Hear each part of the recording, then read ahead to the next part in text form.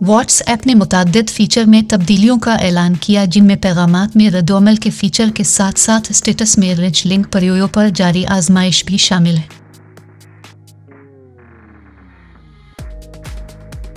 WhatsApp की updates के हवाले से मालूमात फराहम करने वाली वेबसाइट व्हाट्सएप बेटा इन्फो के मुताबिक व्हाट्सएप स्टेटस रिप्लाई इंडिकेटर पर काम कर रहा है।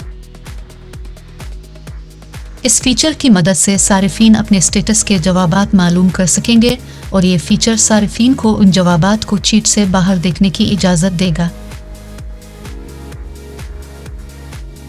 दूसरी जानिब व्हाट्सएप का ये स्टेटस इंडिकेटर फीचर इस वक्त तरक्की के मरहले में है और कंपनी इस फीचर को सारिफीन के लिए कब जारी करेगी, इस हवाले से हतमी तौर पर कुछ नहीं कहा जा सकता।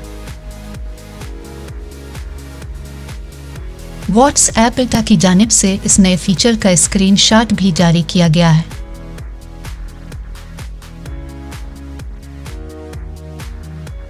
कंपनी के मुताबिक ये फीचर जल्द ही सारिफीन के लिए दस्तयाब होगा।